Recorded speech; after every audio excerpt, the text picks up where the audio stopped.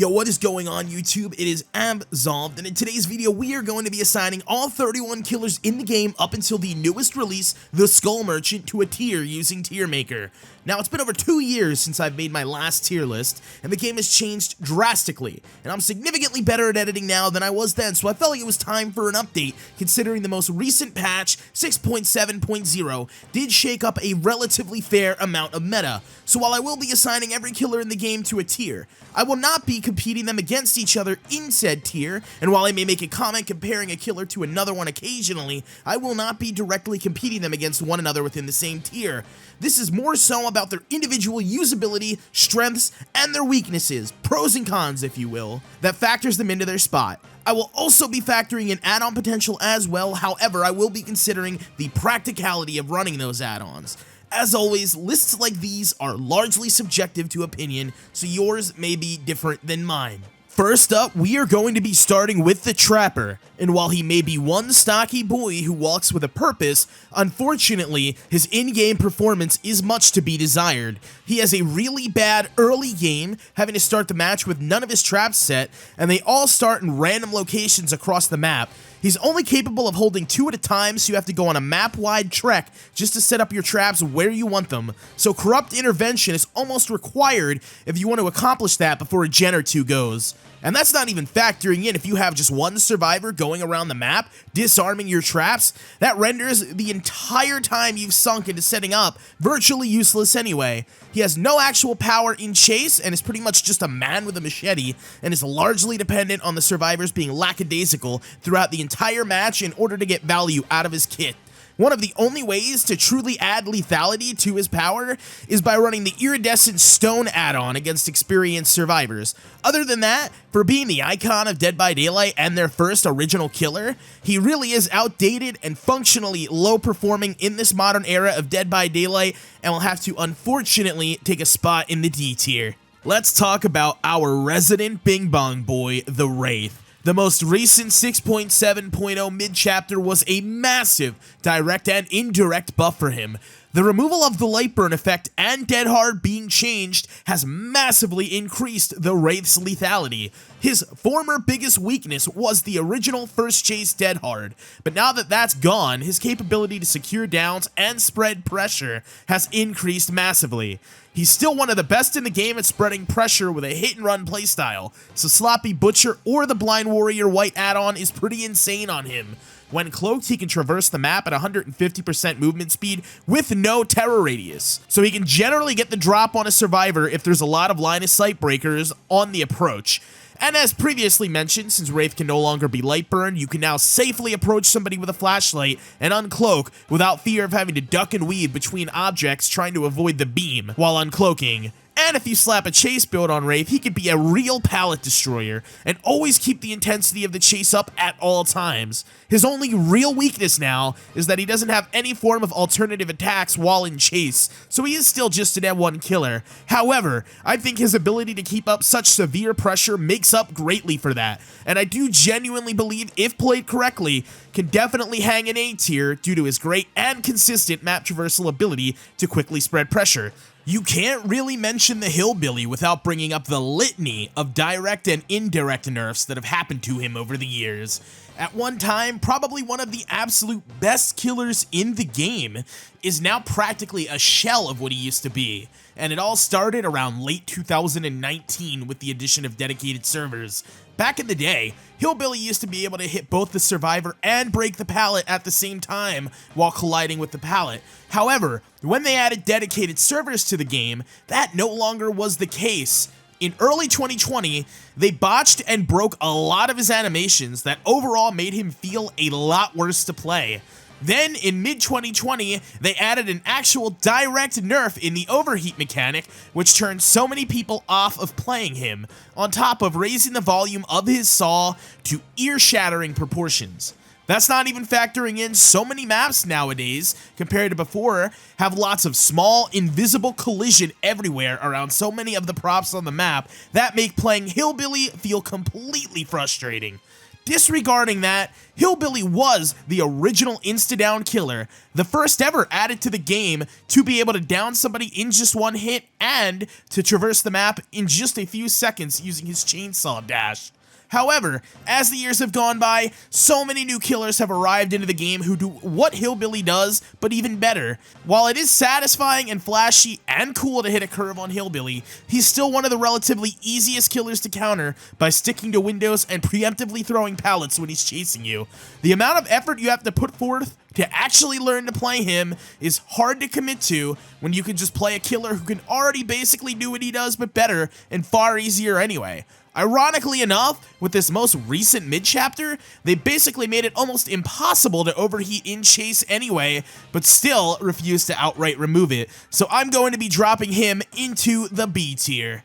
The Nurse was the first killer ever added to the game post-launch, during an era when actual infinites were in the game, rendering Trapper, Wraith, and Hillbilly virtually useless at the time, but the Nurse changed that. No longer did infinites matter, because she could blink right through walls and hit the survivors anyway. She's undergone a lot of changes since then, and multiple reworks to fine-tune her kit to make it less oppressive, but even in 2023, she still remains a staple powerhouse in the S tier. Not really a surprise, considering walls, pallets, and windows mean absolutely nothing to her, and having one of the fastest chase-ending powers in the game are all a recipe for absolute S tier. The Hag has a unique playstyle compared to most other killers in the game, in that she's not really designed to be a chase-oriented killer. She's 110%, however she makes up for that in being a strong area denial killer, being able to set up a web of traps in areas of the map and rendering those areas extremely dangerous for survivors. Formerly, the only way to disarm her traps was to shine at it with a flashlight. However, they just recently changed that in the most recent mid-chapter so that flashlights no longer work and you now must crouch on top of it and do an animation for a few moments in order to remove it. Going against a seasoned Hag is a real challenge because they know what chases to take and not to take. She is by far probably one of the best camping-oriented killers in the game since Leatherface was changed. And if you manage to get put into the basement against a Hag, it's basically over for you. I feel like her potential is so potent that I can't put her anywhere else but the A tier. Myers was the first ever licensed killer added into the game around Halloween 2016. Now, he's received next to no changes in the time frame of then and now in 2023 to account for how the game has evolved and is now played differently than it was back then. He starts the beginning of the match in the undetectable status effect and has to build up a stock meter on a survivor in order to get out of tier 1 of his power. And in order to build up stock, he basically has to virtually stand still and look at a survivor until his tier up meter fills to enter tier 2.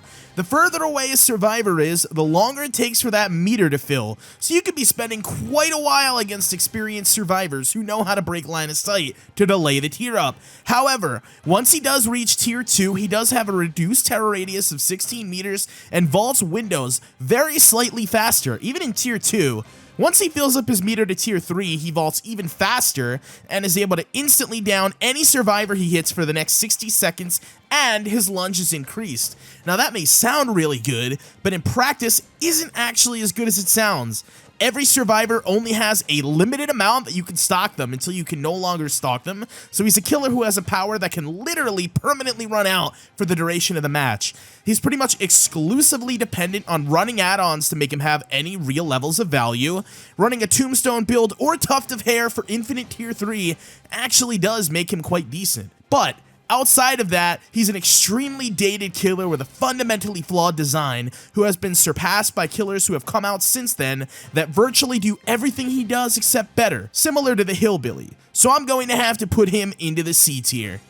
The Doctor has fantastic tracking, probably some of the best in the game, with the static blast being able to identify and locate any survivor that happens to be within your terror radius. Unfortunately, however, that's about where all of the pluses end. He does have an anti-loop power in the form of the static shock, but without discipline and range, it tends to be fairly underwhelming. It's pretty easy to play around it by throwing pallets early or just leaving the tile entirely once you identify that the Doctor is trying to prevent that loop from being playable. The Doctor also does have a tiny bit of slowdown built in when a survivor hits tier 3 madness. They will intermittently scream and not be able to perform actions such as doing gens or healing until they break themselves out of madness. He has a lot of things that you'd think would make him decent, but in actual practice, he's still severely underwhelming, and I'm going to have to place him into the C tier. The Huntress has long been lauded as one of the best ranged killers in the game. Her ability to zone at a distance is largely unparalleled by any other killer in the game. A lot of her benefits really shine through on open maps with very few map props to block any potential hatchets. Her power is equally as lethal at filler tiles that are low enough for her to throw the hatchet over. Just the mere threat of her holding the hatchet up is enough for even the most experienced survivor to make a mistake and end up eating a hit. And when it comes to scenarios where she is camping the hook, her hatchets allow her to quickly dispose of the unhooker and continue applying pressure immediately. Same goes for when survivors group up against the Huntress with all of her hatchets available. She's able to quickly apply severe pressure with minimal cooldown, since the hatchet throw cooldown is significantly shorter than the average M1. I'm going to have to drop her into the B tier. On the surface, Leatherface seems like a pretty simple killer, but it's that simplicity that makes him so great. He's very similar to the Hillbilly in the sense that both of them are chainsaw-related killers. However, Leatherface offers far greater reward for far less effort. He is an absolute pallet-eating machine, able to quickly dispose of filler pallets, and is still to this day the best killer in the game when it comes to camping, which you can use to your advantage against an overly altruistic squad. Even if they manage to get the unhook, you can very easily down the unhooker and hit the unhooked survivor clean through their BT and down them again, if you have the likes of Chili and Beast Marks on. He may not have any map traversal abilities, but his absolute lethality and chase and ability to quickly empty out the map of pallets early game is largely unmatched by any other M1 killer. Throw on Bamboozle and you have an absolute tile destroyer. A lot of people may not necessarily agree with this one, but I am going to have to drop him into the A tier. I do think that it's kind of ironic that Freddy has come full circle. Once objectively one of the worst killers in the game, to being reworked in 2019 to be vying for the title of one of the best, to being nerfed again almost to the brink of being near worthless. Going from 8 snares down to 5 means you can no longer preemptively set up snares at tiles in advance, and losing Bloodlust mid-chase while using it also put a massive damper on the snare's lethality as well. His teleport is also not that great either. You start the early game unable to even use it, and I would say the Dredge is better in that regard. As the game goes on, it gets worse and worse as more gens pop, rendering your teleport weaker and weaker as the game goes on, not even factoring in that snares do literally nothing if the survivor is awake. Basically meaning Freddy's only real power that's even remotely consistent is teleportation. And as already mentioned, the teleporting isn't even that great due to how it's telegraphed for 5 seconds before you actually do it, and the lengthy cooldown that follows. So with all that said, I'm going to have to drop him into the D tier. The Pig is another one of those killers who has had a fair amount of tweaks over the years, but still struggles to find solid footing. She has base kit stealth, anti-loop, and game delay built into her kit, yet despite all of that, still struggles in a case of having a little bit of everything, yet being the master of none. Her stealth is fairly slow if you're not running the combat straps add-on, her anti-loop dash is near unusable against any competent survivors, and is more so used to just force people away from loops as opposed to getting hits, as most survivors will just instinctively leave the tile the moment they see you crouch. And her traps being down to basically luck all create one potent concoction of mid. A lot of her strengths comes from cheesing the head traps by keeping pressure on a survivor with one on, and trying to keep the trap on their head as long as possible until they run out of time and are forced to have their head pop because they weren't able to get it off in time. And even then, that's largely a cheese playstyle with minimal payoff. With all that said, I'm going to have to drop her into the C tier. The Clown's power is simultaneously very simple to use, but also has an insane amount of depth. Clown excels at chase, and is largely able to get rid of pallets early into the game, very similarly to Leatherface. However, unlike Leatherface, he has no form of insta-down, and doesn't necessarily shred through pallets either, as he still has to kick them like any other M1 killer. However, at a lot of unsafe pallets, using the purple and yellow bottles in tandem can still net you a down. I personally have a bit of bias because I play a fair amount of Clown, so when you put on the likes of Brutal Strength and Save the Best for Last, it's absolutely transformative, but I'm trying to speak on relatively broad terms, so I will be fair. He has a pretty good micro game, i.e. the chase aspect, but his macro, i.e. map traversal, map pressure, is severely lacking, as he has no way to track, no way to pressure the map, and the yellow bottles are largely useless for mobility, so I'm not going to count those. As much as I really don't want to put him this low, I'm going to be fair and drop him into C tier. Over the years, the Spirit has been nerfed multiple times because of her outright insane strength that she possessed. Once upon a time, having add-ons that made her phasing completely silent and being able to phase at insane speeds across almost the entirety of the map with the right add-ons. Even with a lot of her changes, and them adding directional audio to her phasing, giving survivors a chance to react to where she's coming from, she still possesses incredible strength and lethality. Even with those base kit nerfs, Cherry Blossom and Mother Ring are still insane add-ons. 2 years ago, I would have said that she was S tier, but now I think she sits comfortably in the A tier. The Legion can be an absolute menace for how relatively easy they are to play. Their kit virtually guarantees a free first hit, and if the whole team is grouped up, it's almost a guaranteed free down for the most part once you chain together 4 hits and take your 5th. However, that is mostly dependent on the survivors. Even if they elect not to group up, they will have to spend time mending, giving Legion a free built-in slowdown.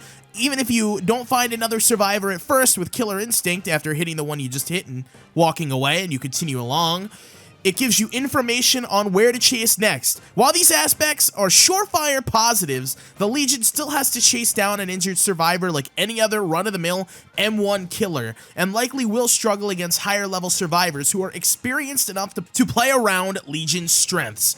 Now, I know I said I'm not really ranking killers against each other within tiers, but I would say Legion would be on the lower end of the B tier, because while I don't feel like their weaknesses are enough for them to be in the C tier, their strengths aren't really super great either. Plague is definitely an interesting character. In a lot of ways, her power is dependent on if the survivors choose to give it to you, but at the same time, you do get a nice passive if they choose not to. Plague is able to vomit on survivors with green vomit, and whenever a survivor performs an action, like running or doing a generator, their meter fills until they are broken.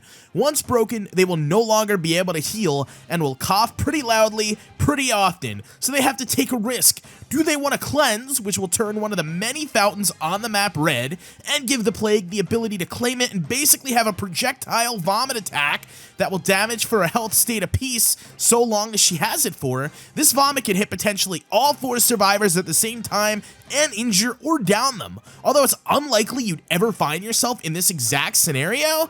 Or do they choose to remain injured and leave the Plague basically as an M1 killer? With the most recent change to Dead Hard, this has indirectly made her overall a lot stronger. The only negative here is survivors are going to be more prone to pre-throwing pallets, but that also means that you will burn through resources and create dead zones a lot sooner too. And if people decide to group up when she has her red vomit, she can easily output a ton of pressure in a short period of time. Even with that said though, I do think she caps out as a solid B tier class killer. Ghostface is similar to the Wraith in the fact that his early game can generally go pretty well if you play your cards right. Right as the match begins, you can cloak yourself instantly, and survivors will be none the wiser that you're coming unless they already saw you walking around out in the open. He has the element of surprise in the very early stages of the match. During that time, you should be trying to take advantage of and stalking the survivors until they're 99 on their meter, unless you're absolutely sure that you can make it and hit them when they're marked before they can reach a pallet or window. After everybody's aware that you are Ghostface, it does kind of go downhill a little bit because he still is just a basic M1 killer when you take away the stealth aspect. His power doesn't directly do anything in chase at all, but when you shroud when line of sight breaks, your red stain disappears, giving survivors less information to react to at tiles. I do think he's overall better than the likes of Myers and Doctor, but at the end of the day, he still is just a basic M1 killer with no mobility, so I'm going to place him into the C tier. Demogorgon has a pretty decent kit while at the same time not being too overbearing or frustrating to go against. He's able to place portals across the map, which allow him to teleport so long as he activates at least one other portal. He can create a web of sorts of teleport portals. However, the survivor is able to break them, and breaking the portals serves as a bit of a minor slowdown because the survivors aren't on a gen while breaking it, and it also gives you a notification of where they are. So it kind of serves three purposes: map traversal, slowdown, and information. I'd say overall it's not the strongest teleport in the game, but it's better than nothing. The only major downside is you have to manually walk across the map and set them up yourself. But the main attraction of Demogorgon is his shred attack, which can serve as an excellent zoning tool, and also shreds pallets quickly if the survivor decides to pre-drop. And since you can shred from a considerable amount of distance away, it can also serve as a good zoning tool when you want a survivor to run a certain way after they throw the pallet. If Demogorgon's actual teleport was more convenient to use and a little bit better, I'd say Demogorgon would be A tier, but I think his portals being such a commitment to use leaves him in the B tier. But I would say that he is definitely closer to the upper echelon of B tier. Now let's talk about the Oni. The Oni is like if Myers and Hillbilly had a love child and created a killer that was better than the both of them. Now, you do start the match with no power, basically rendering you as an M1 killer. However, you organically build up your power compared to Myers, who has to kind of stand there and stalk. Your power meter will slowly build up over time, but hitting a survivor will fill it by almost half. Once you start injuring people and building up your power, it starts to really snowball in your favor as the Oni. Once you trigger power, you're able to run extremely fast and insta-down anybody you come into contact with your Kanabo. And unlike Hillbilly, if you run into a wall or an object, you just glide off of it instead of bonking into it. Another thing that drastically improves the Oni experience is running something like Gift of Pain or Sloppy Butcher, since it will take survivors longer to heal, meaning more time for them to spend bleeding. And if you're injuring survivors a lot, you're almost always going to have your power at the ready. And being chased by an Oni that is competent is a scary thing. The Blood Orbs also kind of serve as a mini tracking tool, but I would consider it more of a bonus effect than something to actually rely on, as the Blood Orbs are not actually super reliable, but more so serve the purpose of letting you know that somebody was there and the orbs are trailing off in a certain direction. He's a definite A tier from me. Once upon a time, the Deathslinger was basically a ranged-based stealth killer, having a 24-meter terror radius. A lot of people would pair it with Monitor and Abuse so they could basically get a free shot on the survivor as they approached, as they wouldn't hear the terror radius until the Slinger was already close enough to shoot them, and Slinger could aim down sight and quickscope instantly. However, both of those things have been changed. Slinger now has a 32-meter terror radius, and there's now a delay between aiming down sight and being able to shoot. While this does make playing against Deathslinger a more engaging and reactive experience on the survivor's side, this does make him perform slightly overall worse. However, they did make it so if a survivor breaks free from the chain, the cooldown the Slinger experiences is only 3 seconds now instead of 4, so they can get back into the chase a little bit faster. And also, he now walks faster while aiming down sight, giving less penalty for trying to aim a shot by holding and being patient to line it up. I do think his performance in 1v1 chases is still pretty well. However, he has no map traversal abilities, he doesn't have any informational tool, and everything besides his performance in direct 1v1s is unfortunately fairly abysmal, so I'm going to have to put him into the C tier. Pyramid Head has a fairly decent overall kit. He may not have mobility and may only have fairly limited information, but he more than makes up for it in how impressive he is overall. His M2 pretty much negates pallets and windows, and if a survivor elects to vault a pallet or window or throw a pallet and become animation locked, he can hit them almost guaranteed. And another thing is, whenever he's dragging his weapon through the ground, he leaves behind a trail of torment, which if a survivor runs through means that Pyramid Head will have a much easier time removing them from the game, especially if they're fairly well acquainted with spawns of cages. You can quickly cycle through their hook states, and a lot of people will also leave the tile instinctively the moment you put the weapon into the ground, which you can also use as a tool to get people to leave the tile. I personally don't play him that much, but he is a very oppressive killer when the killer chooses to sweat, and because of that, I am actually going to put him into the A tier.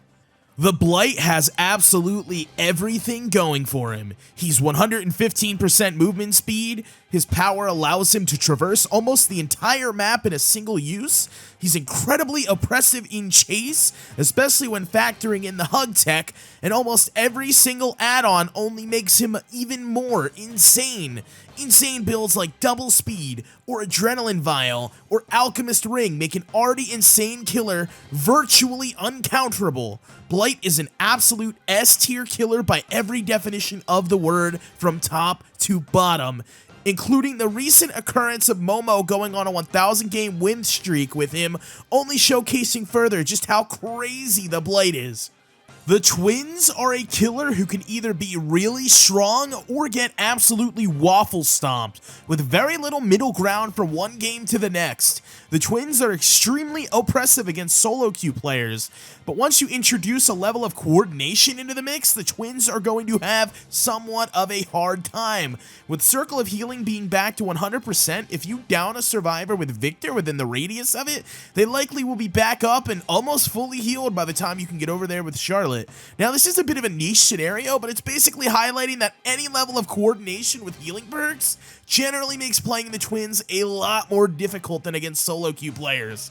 Now, say you got a match where all four are completely solo queue. In that case, you're probably going to have a much better time. Another good thing about her kit is that you can kind of use Victor as an informational tool of sorts. Leaving him preemptively near a hook as you're hooking a survivor, you will basically get guaranteed information for when somebody is going for an unhook, or alternatively, leaving him by a highly progress generator that the survivors are vulturing around. Your mileage with the twins will vary from game to game, but I do think that they sit at a solid B tier. Man, when the Trickster came out, he was probably one of the worst killers ever released into Dead by Daylight. It used to take 8 knives to down a survivor with released Trickster, and he would slow down so tremendously when throwing your knives that it was almost impossible to actually get any use out of him. A lot of people probably don't even remember how slow he used to move while throwing knives, as it was quickly changed after his release, but it was absolutely terrible. But now Trickster is in an objectively better spot and technically has one of the overall fastest downing potentials in the game. However, it is extremely map dependent. On huge, open, wide areas, the Trickster is fantastic, but once you introduce any considerable line of sight blockers, such as your run-of-the-mill jungle gyms or tiles that you cannot throw over, and it starts to feel a little miserable to play him. He's 110%, and he technically has a 24-meter terror radius, but it's basically negated by the fact that he has a 40-meter lullaby, similar to the Huntress, where no matter what, it's always 40 meters and cannot be changed. His main event ability is extremely hit or miss, and more often than not, a miss. He has no map traversal, no informational capabilities. He is a fairly decent camper though if you really need to do so. I'm just going to drop him into the C tier. Nemesis is very similar to Pyramid Head in a lot of ways. His M2 functions near identically in the way that it can be used to deny loops. However, unlike Pyramid Head's M2, it cannot be used to attack through walls. As a trade-off though, you can actually use it to break pallets. However, you have to reach tier 2 of your power in order to be able to break pallets. At the beginning of the match, Nemesis has to build up his power by either hitting survivors or his zombies with his M2 attack. However, the first hit, which implies affection on his tentacle, does not injure unless that survivor is already infected. He also has 2 AI zombies walking around the map that can potentially get a hit or even a down on an unwitting survivor. Even if they don't get it down, they often serve as a pretty decent passive informational tool, as if you see them doing the chase animation, you know that somebody is in that general area. I do think he's generally overall easier to play than the Pyramid Head, as using his tentacle is much easier than Pyramid Head's M2, but having no mobility and having to hit a survivor a minimum of 3 times with your tentacle and starting the game with your power in a relatively weak spot until you tier up and being unable to break pallets until you do reach tier 2 definitely caps him out at the B tier. The Cenobite has a fair amount of good going for him. He has a pretty decent anti-loop with his chains, basically locking survivors in place for a few seconds, which I would say is overall better than the Clown's anti-loop. He has passive slowdown in the Lament configuration, which also serves as an informational tool when a survivor is solving it, as they glow with Killer Instinct, during which you're able to teleport to the box, and if you happen to find the box naturally on your own as the Pinhead, it will cause all 4 survivors on the map to scream, giving you the location of all of them and starting the passive chain hunt. And they're borderline required to solve the box every 90 seconds or else they will be harassed by the aforementioned passive chain hunt. One of the few negatives is he is moderately difficult to play. As good as I overall do think he is, I think he's just a hair shy of the A tier and definitely sits near the top of the B tier. The Artist is actually one of the most insane killers in the entire game. Despite having no mobility whatsoever, and the most recent buff to Gearhead has only made her even more insane, she's a ranged killer who on flat maps with no elevations actually has a ranged attack with infinite potential to hit anybody on the map because her crows can traverse through walls. She can defend gens from across the entire map, which makes aura builds absolutely insane on her. Her anti-loop is virtually uncounterable at most tiles, requiring the survivor to virtually leave the tile if they don't want to get hit. Her ability to pressure basically the entire map at all times, even in the middle of chase, cannot be discounted. Her only real weakness is her birds cannot change elevation. So if you're on a map with multiple stories to it or differing elevations, she is a little bit worse on those maps. Her only other weakness, being that she has no mobility, is more than made up for in the fact that she can already pressure you from afar while walking up to you. I did consider putting her into S tier, but I'm going to drop her into the A tier. But let's just say very high A tier. The Onryo is a stealth-based killer who also has the ability to teleport across the map at pre-designated TVs. Her stealth is pretty similar to the Wraith in the way that it allows you to just hold M2 for a couple of seconds in order to enter or leave your demanifested state.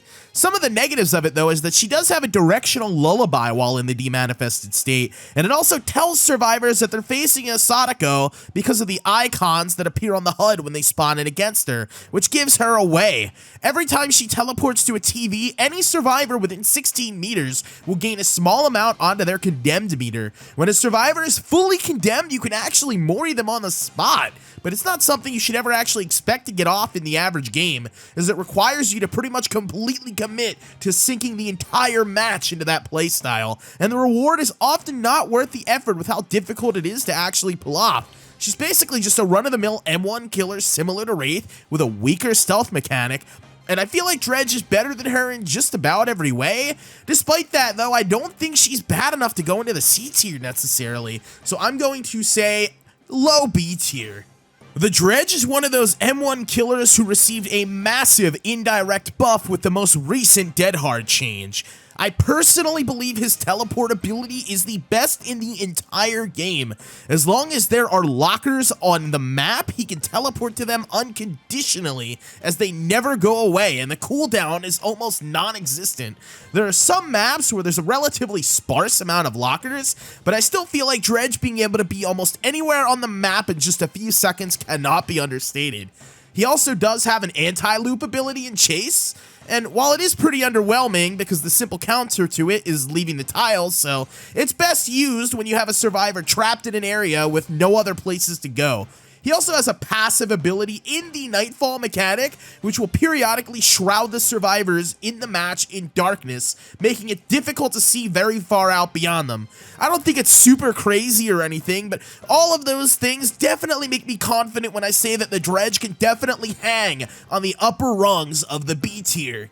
Wesker kind of feels like a love child between the Nurse and the Blight in a lot of ways. He can traverse the map pretty fast using his dash ability, although not as fast as the Nurse or Blight. He has 2 charges of his dash ability, which kind of functions like a Demogorgon shred on crack when it connects with a survivor. It also provides a passive slowdown, as when a survivor gets caught in Wesker's dash, they begin to become infected. When the meter fills up to full, they become hindered and move slower, and are also able to be downed in 1 hit by Wesker's tentacle, so they have to go across the map and find sprays in order to cure themselves. He's also the first killer in the game to have a 40-meter terror radius, so he can get extreme value out of terror radius-based builds like Distressing and Coulrophobia. You can also use his tentacle dash to quickly vault windows almost as fast as a survivor, potentially ending chases a heck of a lot faster. He has a lot going for him, so I am going to drop him into the A tier.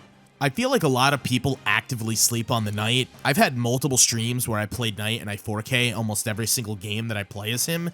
His ability to be almost everywhere at once is absolutely a force to be reckoned with. A lot of people generally play him in a 3-generator fashion, but I personally like playing him in an aggressive chase-oriented fashion, using the Carnifex, Assassin, and the Jailer in intelligent and appropriate ways. Feels genuinely satisfying. Now, I'm saying this part with a little bit more sincerity, as I actually believe he's better than people give him credit for. I know a lot of people will say you can just hold W against him and it completely counters him, but I don't think his strength comes exclusively down to his ability to chase. There's a lot of knowing what to do and when to do it. You can easily split pressure across a decent portion of the map at almost any time with a smart guard placement. Carnifex is great for breaking pallets quickly if you know they're going to just pre-drop, or alternatively, he's really good with keeping a survivor busy for almost half a minute while you chase another survivor. The Assassin is great to help push survivors out of the tile back into you, as he is the most likely guard to get a hit on his own merit without you assisting him. The Jailer is a fantastic zoner and information-based guard. If you really want an area to be kept on lockdown, like a gen at a fairly decent percent as an example, and the survivors are swarming it like vultures, you can drop him there and have him assist you in keeping up the pressure in that specific area. There's a lot of macro game that goes on just beyond the micro of chases, and I actually love his ability for a lot of those macro aspects, like what goes on beyond just the direct chases. There's a lot of small little things, but I actually really do love the idea of a killer who can be in so many places at once doing so many different things. I think he's a genuine A-tier killer. And finally, we have the Skull Merchant. Now, they did just recently buff her to make her add-on that makes survivors who have a claw trap on them instantly break the next pallet they vault, and she gains a haste bonus up to 7% depending on how many survivors are either detected or being detected, which means that her drones in chase now have a small level of viability. A lot of people typically would play her with a 3-gen playstyle, but now that Colubrine and Overcharge are nerfed, it is a lot less viable. I play her with a fairly aggressive chase build and have a fairly decent time. However, I think without that chase build, she is quite miserable to play personally. I think she's still fundamentally overall flawed and probably could benefit from some type of rework, so I am going to place her into the C tier. As always, there is a lot of subjectivity when it comes to lists like these, so let me know what you think of these placements in the comments below. As always, you can catch me live on Twitch at twitch.tv/AbsolvedLIVE. Link to that in the description below.